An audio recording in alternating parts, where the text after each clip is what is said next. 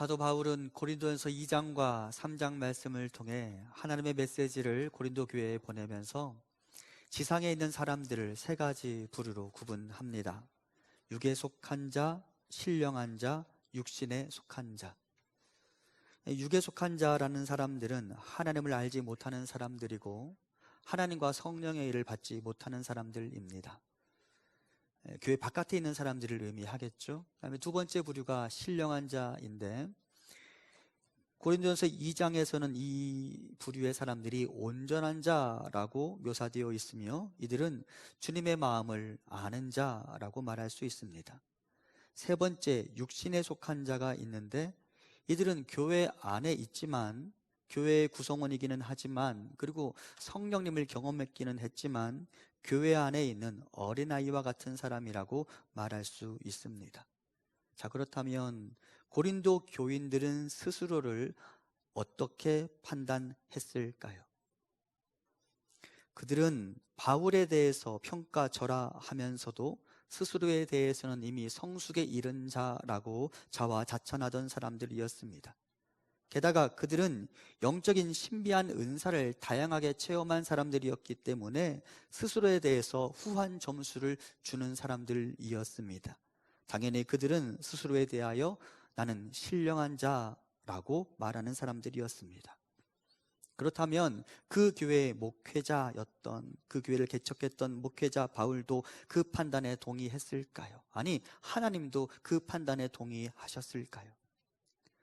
오늘 본문 1절부터 3절까지를 제가 다시 봉독합니다.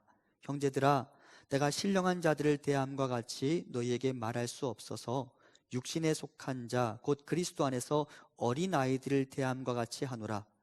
내가 너희를 저주로 먹이고 밥으로 아니하였노니 이는 너희가 감당하지 못하였음이거니와 지금도 못하리라. 너희는 아직도 육신에 속한 자로다. 너희 가운데 시기와 분쟁이 있으니 어찌 육신에 속하여 사람을 따라 행함이 아니리요.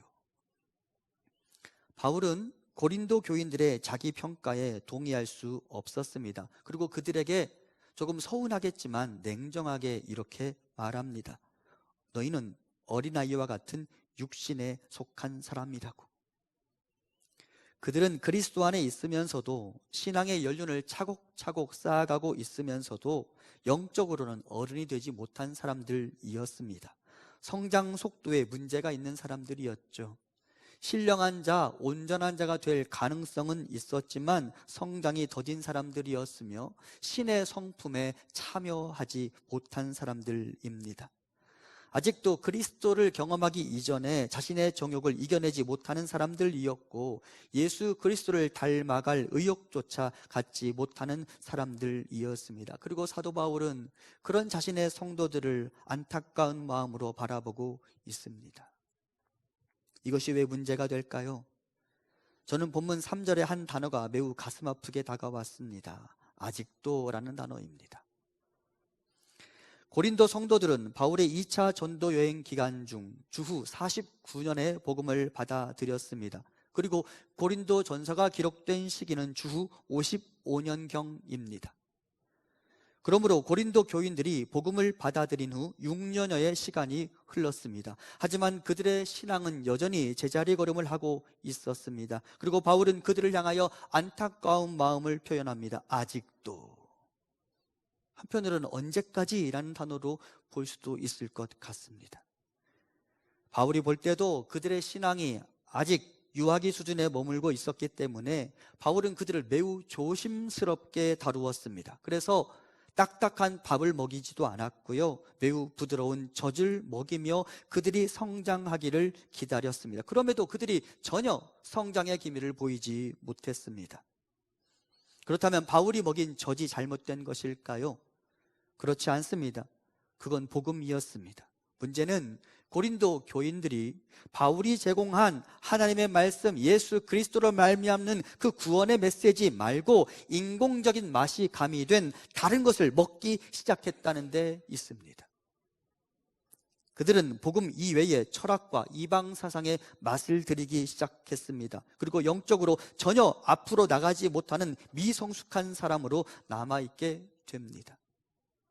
바울은 이런 안타까움으로 아직도 라는 말을 하고 있는 것입니다. 이제는 조금 단단한 음식을 먹어야 할 텐데 그렇지 못한 자신의 영적 자녀들을 바라보며 마음 아파하고 있습니다. 가만히 생각해 보십시오. 아이의 이빨이 다 나 있는데 계속해서 엄마 젖만 먹을 수 있어요? 없어요? 없어요. 끔찍한 일이에요. 하지만 고린도 교인들은 여전히 영적으로 어린아이의 수준에 머물고 있었습니다. 저는 이 본문을 보면서 저 자신과 우리 교회를 생각해 보게 되었습니다. 신앙 경력 6년 차라면 아마도 성인 기준으로 볼 때 세례도 받고 교회의 집사로 임명받았을 만한 시기라고 생각됩니다. 그런데 6년, 아니 그 이상의 신앙 경력을 가지고 있으며 다양하게 교회의 일꾼으로 부름을 받았음에도 불구하고 여전히 아직도 영적으로 어린아이의 티를 벗어나지 못하고 있는 게 바로 저라는 사람과 우리의 모습은 아닌가라는 생각이 들었습니다.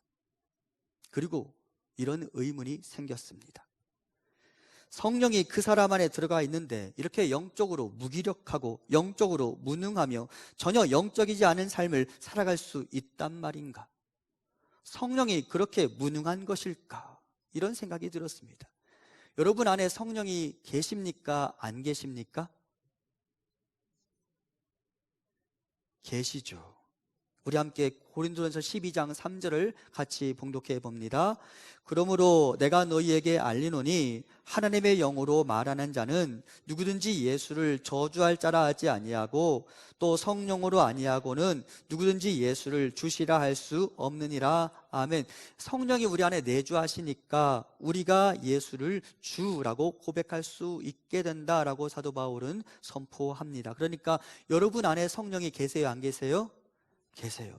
근데 제 의문은, 제 궁금증은 성령이 우리 안에 내주하고 계시는데, 성령님이 내 안에 머물고 계시는데 나는 왜 이렇게 영적으로 건조한 삶을 살아갈까? 나는 왜 이렇게 영적으로 무기력한 삶을 살아갈까? 내 안에 내주하시는 성령님이 무능력한 분이실까? 이런 고민이 이 본문을 묵상하는 내내 저를 괴롭혔습니다.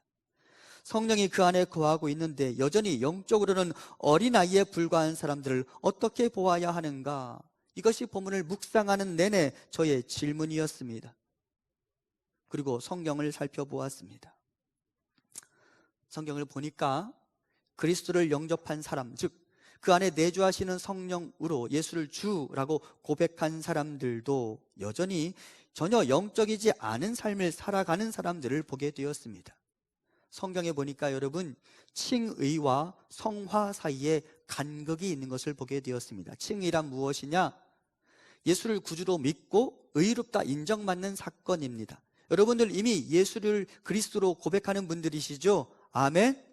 예수 그리스도께서 여러분의 구원자인 걸 믿으시죠? 아멘. 우리는 이미 그 사건을 통과했어요. 그런데 성도는 그 칭의의 과정을 거쳐서 성화와 마지막에 하나님 나라에서 영화의 단계까지 밟아가게 되는데, 그 성화란 거룩해지는 과정이에요. 그리스도를 닮아가는 과정이에요. 모든 성도들은 그 여정을 밟아가게 되어 있어요. 그런데 칭의를 경험했다고 즉시 그 사람이 성화에 이르느냐? 성경을 보니까 그렇지 않더라고요. 성령이 무능력해서가 아니라 모든 사람들은 칭의를 거쳐 성화에 이르는데 시간이 필요하더라고요. 대표적인 인물이 베드로입니다. 마태복음 16장 16절에서 사도 베드로는 주를 향하여 그렇게 고백하죠. 주는 그리스도시요 살아계신 하나님의 아들이십니다. 누가 그렇게 고백하게 만들었어요? 그 안에 계시는 성령님이 베드로로 하여금 그렇게 고백하게 만들었어요. 그런데 여러분, 그 뒤로 그러면 베드로는 쭉 성화에 어울리는 삶을 살았을까요? 그렇지 않습니다.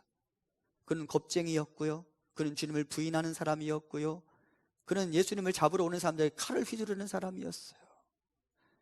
결국 언제 그가 그리스도의 열매, 그리스도의 성품을 쫓아가는 삶을 살게 되느냐? 칭의의 과정을 거쳐서 한참 뒤에 마가의 다락방에서 성령님이 폭발적인 능력으로 그의 온 몸을 적시고 그의 영혼을 적시기 시작했을 때, 그때서야 비로소 그는 거룩한 성령의 사람으로 살아가게 되었어요. 그러니까 칭의와 성화 사이에 시간적인 간극이 존재했던 것이죠. 칭의가 곧 성화를 의미하는 것은 아니라는 것입니다. 성령의 은사를 다양하게 경험했어도 여전히 영적으로 미숙하여 하나님의 마음을 모르는 자들이 있을 수 있다는 말입니다. 성령의 은사를 경험하고 그 은사를 활용하고 드러내는 사람이라 할지라도 하나님을 나의 아버지로, 예수를 나의 구주로 영접했어도 여전히 성령의 열매를 맺지 못하는 자들이 있을 수 있다는 말입니다. 아무리 방언을 하고 아무리 병 고치는 은사를 가지고 있다 하더라도, 더 냉정하게 말하면 아무리 설교를 잘하는 사람이라 할지라도, 그가 아무리 뛰어난 은사와 열매를 자랑한다 할지라도 그 사람도 영적으로 미숙한 사람으로 남아있을 수 있다는 말입니다. 그리고 하나님은 그런 사람을 향하여 말씀하시죠. 아직도. 왜 그럴까? 분명히 성령님이 그 안에 있는데 왜 그렇게 영적으로 무기력한 삶을 살아갈까? 왜 나는 이렇게 살아갈까? 이런 고민을 성경을 보면서 하게 되었습니다.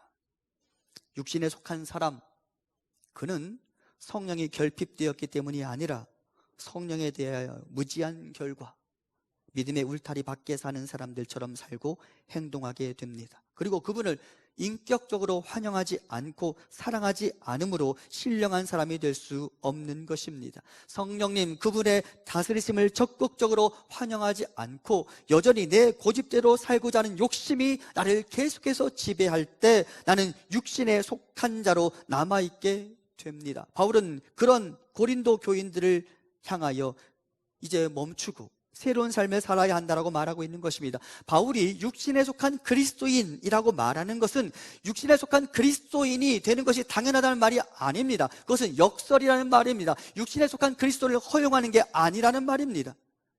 육신에 속한 그리스도인 그 자체로 멈춰 서 있으면 안 됩니다.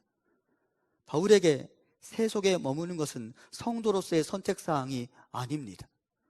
하나님은 우리가 어린아이로 머물러 있기를 원치 않으십니다. 젖을 떼고 사냥에 나설 수 있는 호랑이가 되어야 합니다. 성화를 사모하지 않고 성화를 추구하지 않는 것이야말로 성령을 거부하는 것이나 다름없습니다. 만일 성화 자체를 포기하고 계속해서 믿음의 울타리 바깥에 있었던 나로 살아가기를 고집한다면 그 사람이야말로 내가 진정 크리스찬인지 의심해 보아야 합니다. 하나님 우리에게 이렇게 말씀하십니다. 마태복음 15장 8절 같이 봉독합니다. 이 백성이 입술로는 나를 공경하되 마음은 내게서 멀도다. 입술로는 예수를 주라고 고백한다 할지라도 마음은 먼 사람들을 우리 주님은 책망하십니다. 우리가 이 백성이 되어서는 안 되죠. 그들의 믿음은 위선이며 그들의 믿음은 가짜입니다. 하나님은 입술의 고백으로 자기 믿음을 증명해 보이려는 사람들에게 이렇게 경고하십니다. 마태복음 7장 21절 같이 봉독합니다.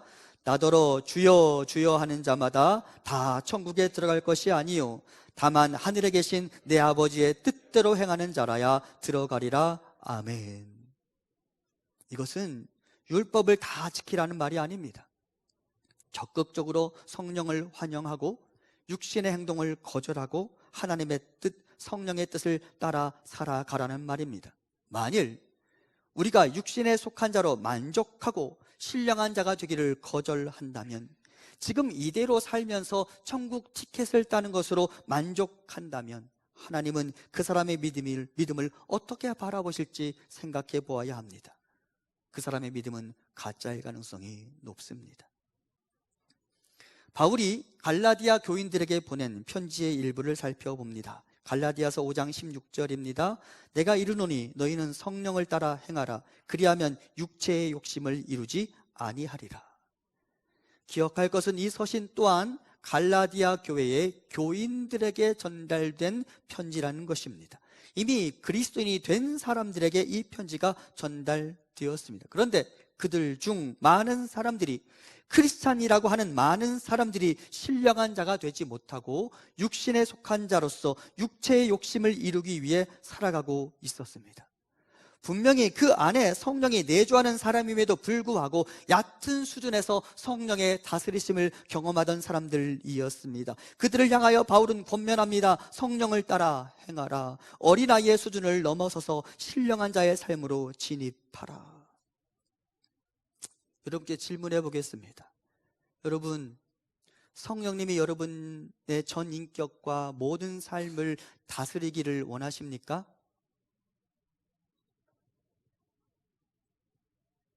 다 졸고 계신 거 아니죠? 다시 묻습니다. 성령님께서 여러분의 모든 삶과 여러분의 모든 인격을 완전히 다스리기를 원하십니까? 정말 그렇습니까? 정말 그렇다면 여러분, 성령님이 내 안에서 마음껏 일하실 수 있어요. 그런데 여러분, 내가 성령님의 다스리심을 환영하고 그분의 능력을 환영하기는 하지만 내가 좋아하는 그것, 하나님이 싫어하실 줄은 아는데 나 이거 아까워서 못 버리는 습관,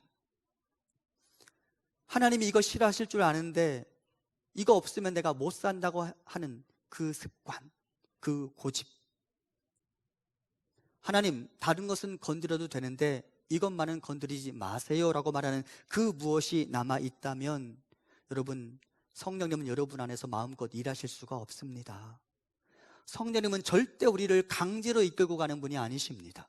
성령님, 그분은 인격적이셔서 우리가 그분을 얼마나 환영하느냐, 우리가 그분을 얼마나 우리 마음속에 오시도록 초청하느냐, 얼마나 우리가 그분을 향하여 마음의 문을 여느냐에 따라 그분이 우리 삶에 들어오셔서 일하는 범위가 달라집니다.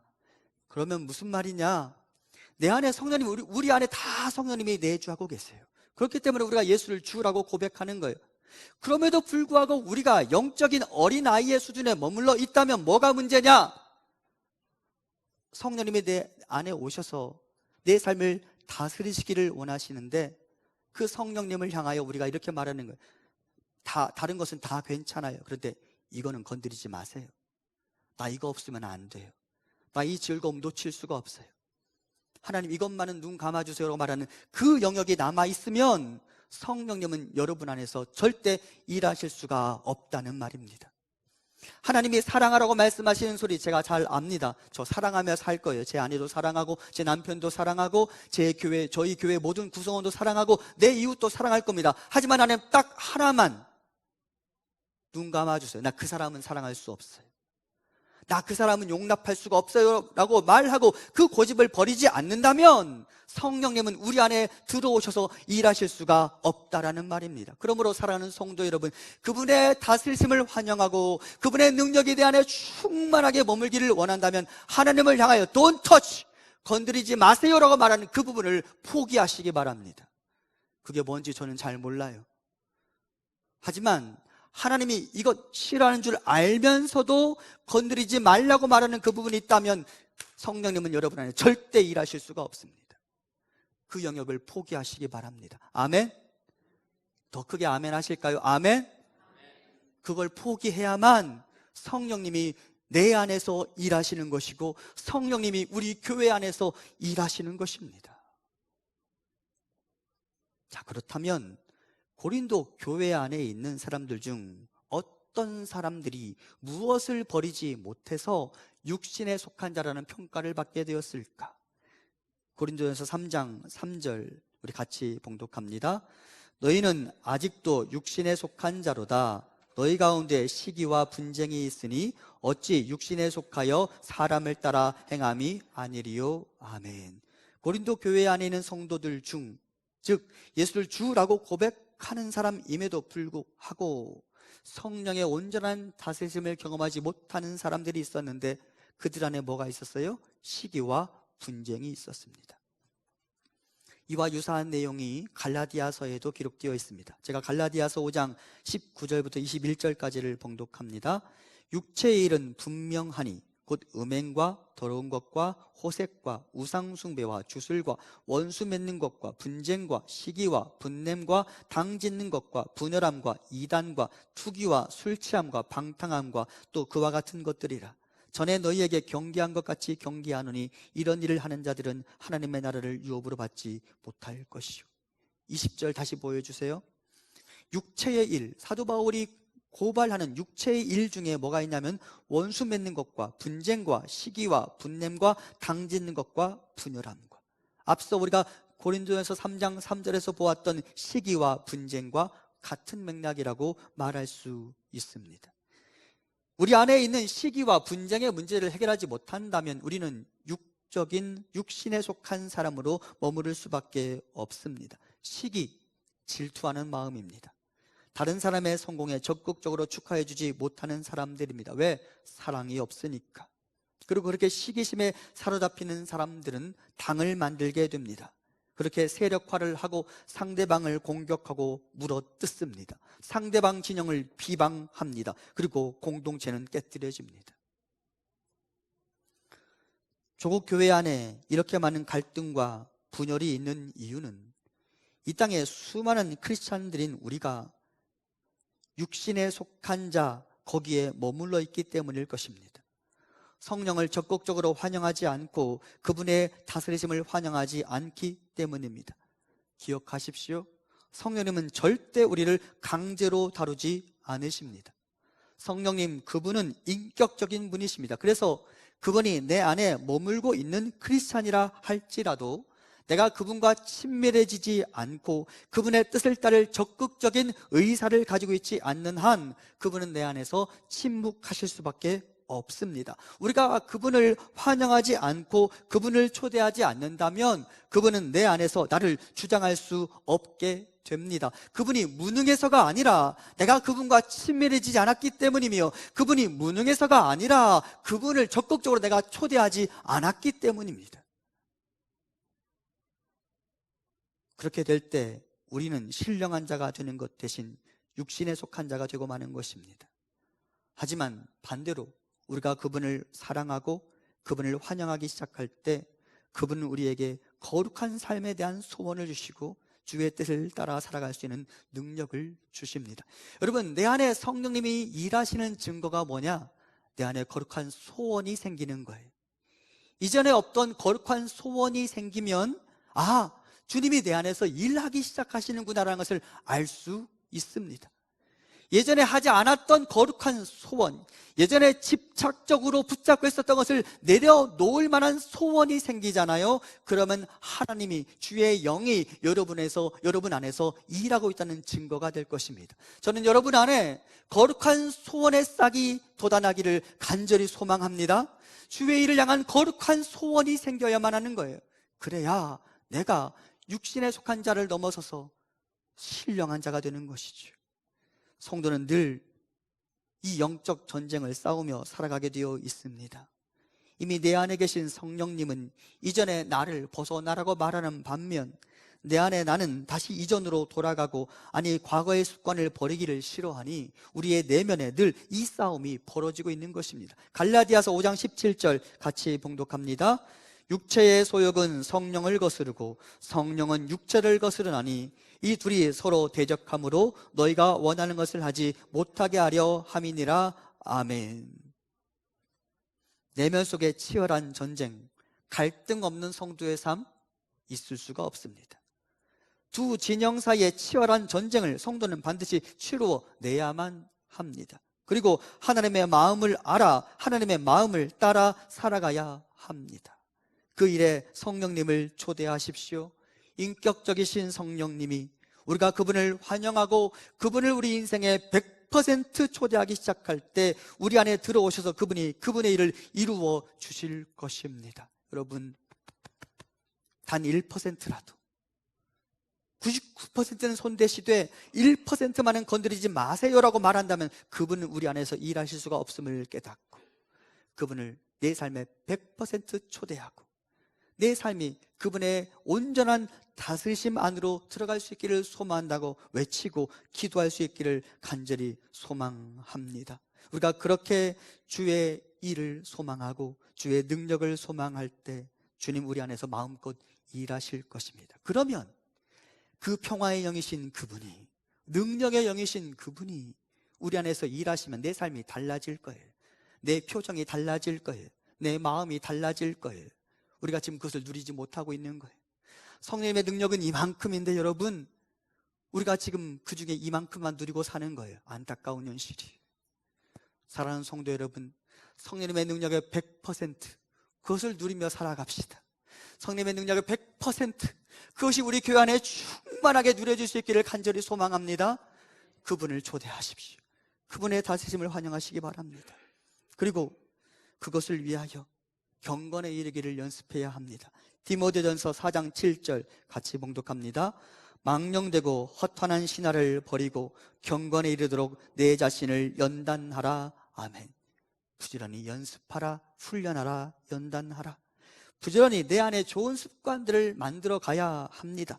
감사의 습관, 기도의 습관, 아멘의 습관, 찬양의 습관, 새벽 기도의 습관, 말씀을 가까이 하는 습관, 그것들로 부지런히 훈련하셔야 합니다. 거기에서 나는 그리스도를 닮아갈 힘을 얻게 될 것입니다.